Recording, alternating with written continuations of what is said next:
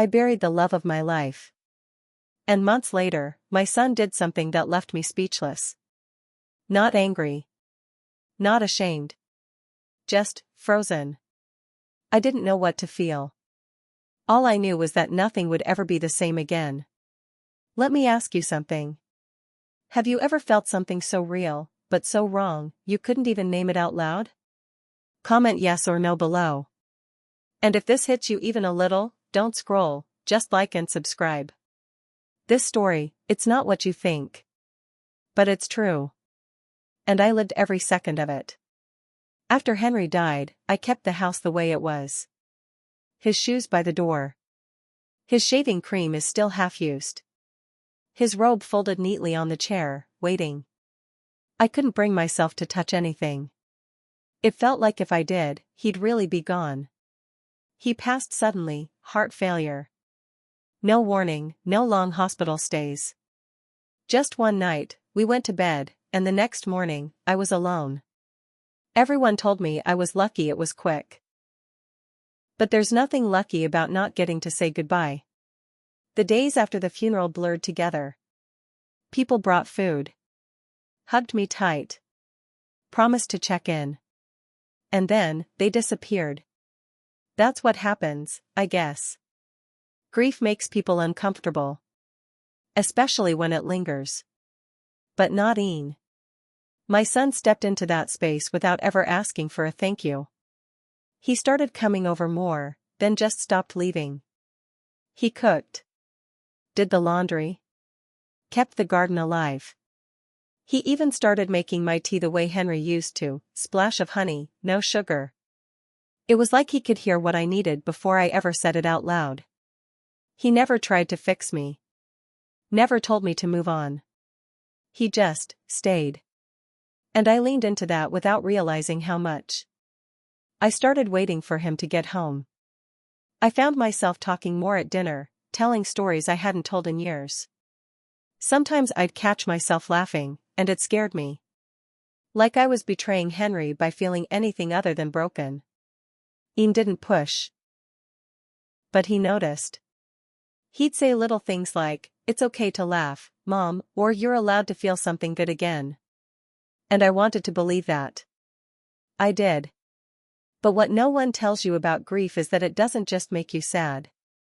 It makes you hungry, for warmth, for comfort, for closeness. And when that comfort comes from the one person who's still around. The one person who sees your pain without flinching. Things get blurry. I wasn't falling in love. But I was starting to need him in a way I couldn't explain. Not just as my son, but as my lifeline. And that? That was the beginning of everything I never saw coming. A few weeks after what would have been our 21st wedding anniversary, I came home to find the dining table set. I hadn't even realized Ian was home. There were candles, not the fancy ones, just the ones I usually kept in a drawer for when the power went out. But they were lit. And the house smelled like garlic and rosemary. Henry's favorite. For a second, I just stood in the hallway and stared, confused. And then Ian walked out of the kitchen holding 2 plates and this shy smile on his face. He didn't say anything elaborate. Just, "Sit down, Mom. I figured you hadn't eaten anything real today." And he was right. I hadn't. He'd cooked pasta, made a salad, even poured me a glass of red wine. I didn't ask why he went to all that trouble. I didn't have to. It was the date Henry and I always celebrated with a home-cooked meal. Ian remembered. Of course he did. I sat down, and we started eating. It wasn't fancy, but it felt like something I didn't know I was starving for. Company. Quiet. Comfort. We didn't talk about Henry. We talked about music. Ian had been listening to jazz lately, which caught me off guard because he always said it bored him. He told me he liked the sadness in it now. The honesty. And I knew exactly what he meant. At one point, I started to laugh about a story from when Ian was a toddler. How he used to hide my shoes in the freezer for some reason. But halfway through, my throat caught. It wasn't even about the shoes. It was just, all of it. The missing. The remembering. The weight of it pressing into my chest. I tried to smile through it, but the tears came anyway. Before I could wipe them, Ian reached across the table. He didn't say a word. He just leaned in and gently wiped the tear off my cheek with his thumb. It wasn't rough or rushed. It was tender. Too tender. I froze for a moment. And so did he. There was this beat, where neither of us moved. His hand was still on my face, and our eyes just locked. It wasn't a romantic moment. It wasn't that. But it also wasn't just mother and son. It was something. Something real. Something neither of us knew what to do with. He pulled his hand away first, clearing his throat and looking down at his plate. I smiled awkwardly and said something dumb like, "You always were the sweet one." And he gave this half laugh, the kind that sounded more like a sigh. We didn't talk about it. But something had shifted. Later that night, after I'd gone to bed, I found something on my pillow. It was Henry's old leather-bound journal. I hadn't seen it since the week after he died. I thought I'd packed it away in the attic. But Ian must have found it. Cleaned it. Brought it back. Inside, on a yellowed page, Henry had written, "If anything happens to me, tell Ian I'm proud of him. Tell Adley she saved me, just by loving me." I sat there, holding that page for what felt like hours. And I wondered, how do you let go of a man who said things like that? And how do you stop needing the one person still around who understands what it's like to lose him? I didn't sleep much that night. I just laid there, thinking about Henry, and about Ian. And about how love doesn't disappear. It just changes shape. And sometimes, it lands in places you never expected. That night, it rained harder than it had in months. One of those long, moody storms that make the whole house feel smaller, quieter, like the walls are listening. I had just finished washing up when the power cut out. I was still drying my hands when everything went black. No hum from the fridge. No glow from the hallway light. Just rain, and the kind of stillness that makes you realize how much noise you've been using to distract yourself. Ian called out from the other room, just to check on me. I told him I was fine. A minute later, he came into the kitchen holding a small box of matches and a few candles. He lit them one by one and placed them around the living room, on the coffee table, by the window, near the edge of the old bookshelf Henry built. The light was soft and golden. Everything looked gentler somehow. I was sitting on the couch, and he joined me without a word. We didn't have the TV. No phones. No noise. Just us. And the dark. After a few minutes, he pulled Henry's journal from the side table. The one he had left on my pillow days earlier. He asked, "Do you want to read it together?" I hesitated. Then nodded. So we sat there, side by side, flipping through the worn pages, taking turns reading lines out loud. Some were funny, Henry's random thoughts on aging, his rants about politics. Others were heavier. There was one entry written the year Ian turned 15. Henry had written, "Adley never lets the world see when she's tired. But I see it. She holds this family up even when she's falling apart inside." When Ian read that, he paused. Then turned to me and said, "He was right, you know." I laughed a little, just to soften the air, and replied, "He was dramatic." But Ian didn't laugh back. He just looked at me, like he was trying to memorize the version of me that didn't realize how strong she was. "You've been carrying everything since he left," he said softly. "And you're still standing. I don't know how you do it." That's when it hit me. He wasn't saying it the way a son admires a mother. It was different. Deeper. Not inappropriate, but closer than it should have been. I felt my eyes sting. I don't know if it was the journal, or the quiet, or just the ache of being seen when you felt invisible for too long. But I leaned back. I didn't want to cry again. Not in front of him. He reached over, handed me a tissue, and I swear, his hand lingered against mine just a second too long. I told myself it didn't mean anything. It was just the moment. The storm. The memories. Eventually, I laid my head back on the couch, and Ian adjusted a throw blanket over the two of us. We stayed like that, him on one end, me on the other, but somewhere along the way, my head slipped onto his shoulder. I must have been tired, because I didn't even notice. I just remember the rhythm of the rain, and the way his breathing steadied beneath me. I remember feeling safe. And when I woke up, sometime later, his arm was around me. Not in a forced way. Not in a way that crossed any lines. Just, wrapped around me. Protective. Familiar. And I should have moved. I should have said something. Sat up. Created space. But I didn't. I stayed. Because at that moment, I didn't want to be anywhere else. And that's when I knew. This wasn't just about missing Henry anymore. It was about something else. Something I wasn't ready to admit, not even to myself. The next morning, I couldn't look at him. Ian made breakfast like usual, eggs, toast, fruit on the side, but I just thanked him with a half smile and kept my eyes on my coffee cup. Something had shifted between us. And I hated how much I felt it in my chest. It wasn't that we'd done anything wrong. But I'd let something almost happen. And that almost was enough to ruin me. I started creating space. Going out more. Keeping busy. Pretending. I told Ian I was joining a grief support group on Thursday nights. I wasn't. I just needed a night where I didn't see his eyes across the dinner table, watching me like I was still something beautiful. I even called Xavier Fernandez, Henry's old friend, just to talk.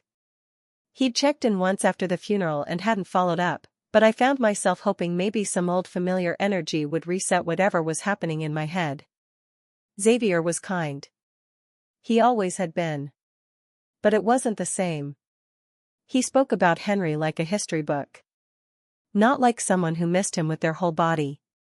Still, I entertained the idea of letting Xavier into the space I'd accidentally given Ian. It felt like penance. Like maybe if I invited someone else in, it would undo the way I'd started to feel. But it didn't. The guilt clung to me like wet fabric, tight, uncomfortable, unshakable. And then, there was Brooklyn. She came by one afternoon while Ian was out. We made small talk in the living room. It was awkward. Too quiet. Before she left, she handed me an envelope.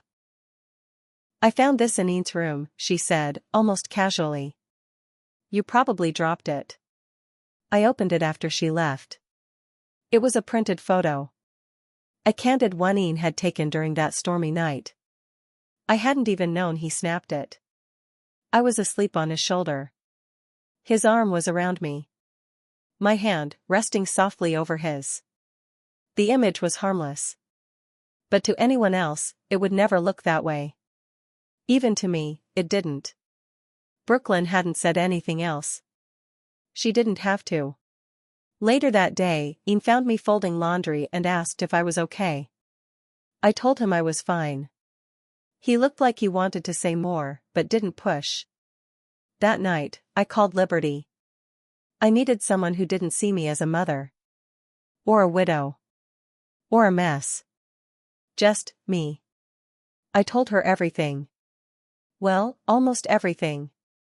I didn't say I wanted him to touch me again. I didn't say I thought about it more than I should have. I just said I'd crossed a line I never meant to cross. Liberty went quiet on the other end of the call. Then she said something that stuck in my ribs. Was it really about Henry, or about you finally feeling seen again? I didn't answer. Because I didn't know. A few days later, while straightening the bookshelves, I found a small envelope tucked behind the family albums. My name was written on the front. In Ian's handwriting. I hesitated. I knew I shouldn't open it. But I did. Inside was a short letter. You don't have to say anything. I just want you to know, that night meant something to me. I'm not confused. I'm not ashamed. I'm just here. And if you never bring it up again, I'll still be here. Because whatever that moment was, I think it helped both of us breathe again. There was no date. No signature.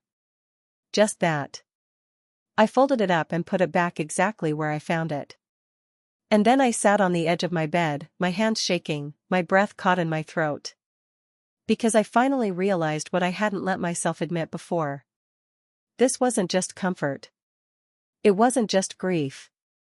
It was love. Or something dangerously close to it. And I didn't know what to do with that. What do you call love, when it's real, but wrong? Because I felt it. And I know he did too. I don't know what finally pushed me to say the words out loud. Maybe it was the guilt. Maybe it was Brooklyn's face in my doorway, too polite to accuse me, but already knowing. Or maybe it was the letter. I kept rereading that line, whatever that moment was. I think it helped both of us breathe again. It was beautiful. It was honest. But it wasn't right. One evening, after dinner, I asked Dean to sit down. No candles. No tea. Just me and him and this heaviness that had been building between us. He looked at me like he already knew what I was going to say. I took a breath, held it longer than I needed to, and finally said, "We need space." His eyes didn't move. Not even a blink. "I can't trust what this is becoming," I continued. "Not because you've done anything, but because I've let it become more than it should be." He didn't interrupt me. Didn't get defensive. He just looked tired. I hated that I was the one putting that look on his face. After a long silence, he nodded once. Then his voice broke as he said, "I know." I felt it in my chest when he said that. He wasn't angry. He wasn't hurt because I was pushing him away. He was hurt because he understood. That made it worse. I offered to help him find a place nearby, but he told me he already had something in mind. It was quick. Quiet. Clean. He packed a few bags and left the next morning. No long goodbye. No tears at the door. But when I closed it behind him, I slid to the floor and cried harder than I had in months. Not because I lost him, but because I had let him become something he never should have had to be. Brooklyn broke up with him the following week. I didn't ask for details. He didn't offer any. They were young. They could recover. But something about the way he walked when I saw him in passing, shoulders heavier, eyes a little duller, I knew it wasn't just a breakup. It was everything. All of it crashing at once. That's when I knew I needed help. Not from Ian. Not from Xavier. Not even from Liberty. From strangers. From people who understood grief in its raw, ugly, unromantic form. So I joined a group that met on Tuesday nights in the basement of an old church. It was led by a woman named Irene Bender, older, soft-spoken, but sharp. You could tell she'd seen things most people spend a lifetime avoiding. During my second session, she asked me what brought me there. I hesitated, then said, "I lost my husband." She nodded like she'd heard that 100 times. "And?" I looked down at my hands, then back up and said, "And then I found comfort in someone I shouldn't have." She didn't flinch. Just nodded again. "Did they hurt you?" "No," I said. "They made me feel alive again." And that might be worse. That was the first time I'd said it aloud without burying it in metaphor. I didn't name Ian. Didn't say anything specific. But the weight of it left my body like smoke. Something about being in that circle, surrounded by strangers who'd buried their own versions of Henry, it made me feel human again. Not perfect. But not monstrous either. A few nights later, I was walking through the hallway, turning off lights before bed. I passed by the photo wall, the one that had been untouched since the funeral. I stopped in front of Henry's favorite picture. The one from our trip to Montana. He had on that awful green flannel and the ugliest grin. It used to make me laugh. Now it just hurts. I stood there for a while, just looking at him. And without thinking, I whispered, "I'm sorry. I didn't mean to forget. I just wanted to feel." And in that moment, I realized I wasn't apologizing for loving Ian. I was apologizing for letting myself go numb after Henry died. And for the part of me that needed someone, to wake me up again. Time is funny. It doesn't really heal you, it just adds layers between the wound and the surface. 3 years passed. Ian moved into his own place, finished grad school, and started teaching. I saw him now and then, holidays, birthdays, those random check-ins when you pretend everything's totally normal. We were fine. At least on the outside. Then one spring afternoon, I found myself sitting in the back of a white tent, surrounded by sunflowers and soft music, watching Ian slip a gold ring onto Jasmine Brown's finger. She was sweet. Smart. Steady in a way I never had to be for him. They made sense together. Everyone clapped. I did too. But my hands felt heavy. At the reception, I floated through the motions, gifts, hugs, cake, small talk. I smiled at strangers. I laughed at inside jokes I wasn't part of. But underneath all of it, was this one thought. He's starting his life. And I've never told him the truth about ours. Near the end of the night, I slipped away from the crowd. I found him alone behind the tent, straightening his tie in a mirror leaned up against a tree. He looked up and smiled when he saw me. That same soft smile he's always had just for me. "Hey, Mom," he said. I walked up, trying to swallow the lump in my throat. "There's something I need to say," I told him. "Before you go make a life." His smile faltered. "Just a little." He waited. "I've carried this for a long time," I said. "And I know we never crossed any lines." "Not really. But back then, I paused. Not because I didn't know what to say, but because I finally did. Back then, I started to love you in a way I didn't know how to explain. Not as a mother. Not fully as a woman either. But in a way that scared me." His eyes didn't leave mine. He didn't flinch. "I never meant to put that on you," I continued. "And I'm not asking for anything now. I just didn't want to leave today without saying it out loud." There was a long pause. He nodded slowly. "I know," he said quietly. "I felt it too." And just like that, relief and heartbreak showed up together. He didn't say it like an accusation. He wasn't ashamed. He just knew. "But maybe," he added, "that moment saved us both." That night, after the wedding, I couldn't sleep. The house was quiet again, like it had been in the beginning. But I wasn't the same woman sitting in the dark anymore. I had been loved, lost, unraveled, and stitched back together by something that didn't make sense, but still mattered. I pulled out my old journal. The one I stopped writing in after Henry died. The pages still smelled faintly of lavender and ink. Like time had paused inside them, waiting for me to catch up.